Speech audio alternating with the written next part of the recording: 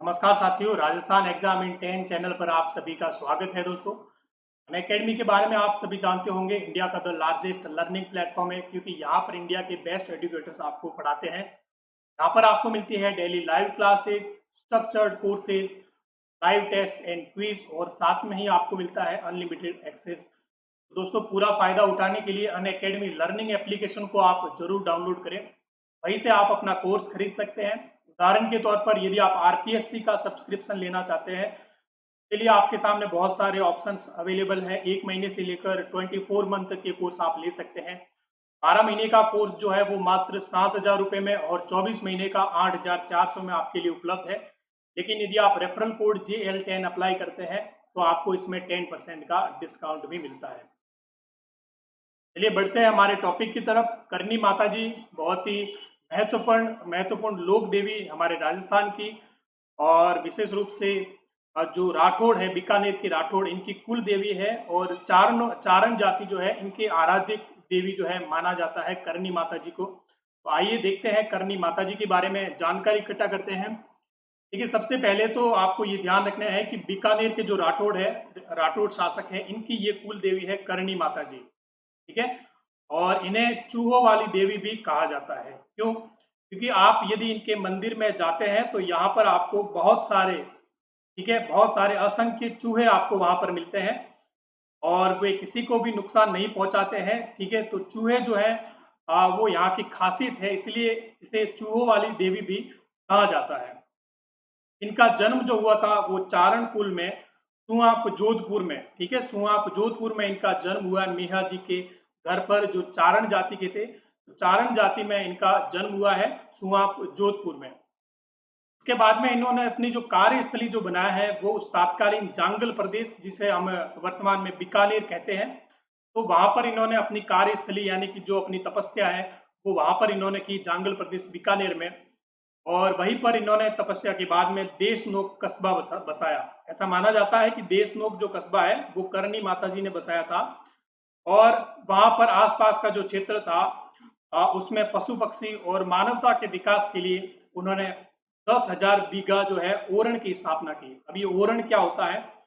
जैसे कोई भी एक स्थान होता है सामान्यतः, जैसे कि मंदिर है, तो मंदिर के आसपास का क्षेत्र जो है उसे संरक्षित कर लिया जाता है कि ना तो यहाँ पर किसी पशु पक्षी को नुकसान पहुंचाया जाएगा, और ना ही यहाँ पर किसी पेड़ पौधों को काटा जाएगा।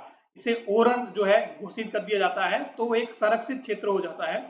तो पशु पक्षियों के संरक्षण के लिए माता जी ने 10,000 बीघा जो है ओरण की स्थापना की थी।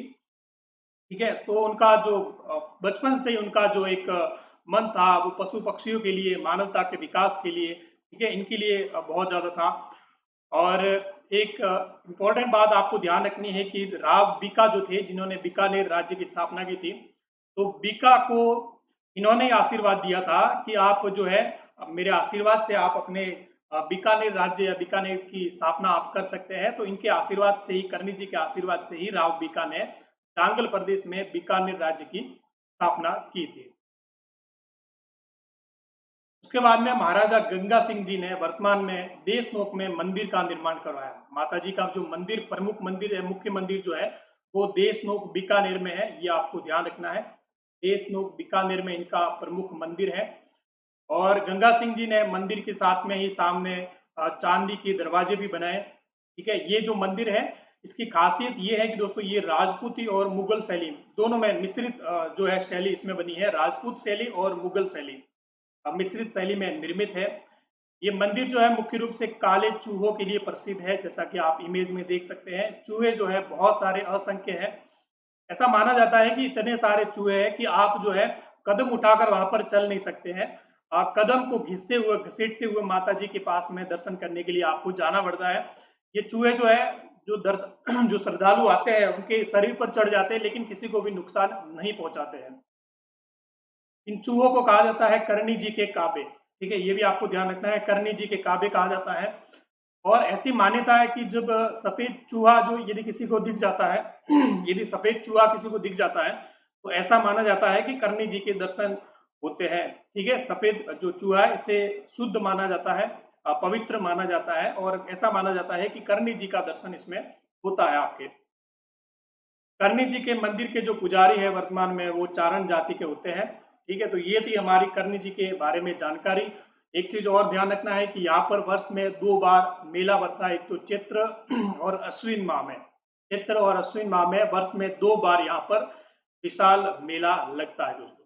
ये थी करनी माता जी के बारे में जानकारी दोस्तों, इंपॉर्टेंट है और एग्जाम ओरिएंटेड मटेरियल है, आपको ध्यान रखना है। बीकानेर के राठौड़ों की कुल देवी चूहो वाली देवी, इनका जन्म सुआप जोधपुर धर्मस्थली जो बनाया है उन्होंने बीकानेर, और देशनोक कस्बा जहाँ पर इनका प्रमुख मंदिर है जो आप इमेज में देख सकते हैं। राव बीका ने इन्हीं के आशीर्वाद से बीकानेर राज्य की स्थापना की थी। गंगा सिंह जी ने इनका देशनोक में मंदिर बनवाया था। ये जो मंदिर है वो राजपूती और मुगल शैली में निर्मित है और सफेद चूहा है वो प्रसिद्ध है। करनी जी के काबे कहा जाता है चूहों को। कंप्लीट कोर्स लेने के लिए आप अनअकैडमी लर्निंग एप्लीकेशन डाउनलोड करके आरपीएससी का पूरा कोर्स आप ले सकते हैं। ठीक है, 12 महीने और 24 महीने तक का एक कोर्स आपके लिए उपलब्ध है। JL10 रेफरल कोड को आप जरूर याद रखें, इससे आपको 10% का डिस्काउंट मिलेगा। अधिक जानकारी के लिए मुझे मैसेज कर सकते हैं और चैनल को जरूर सब्सक्राइब करें। मिलते हैं दोस्तों अगली क्लास में।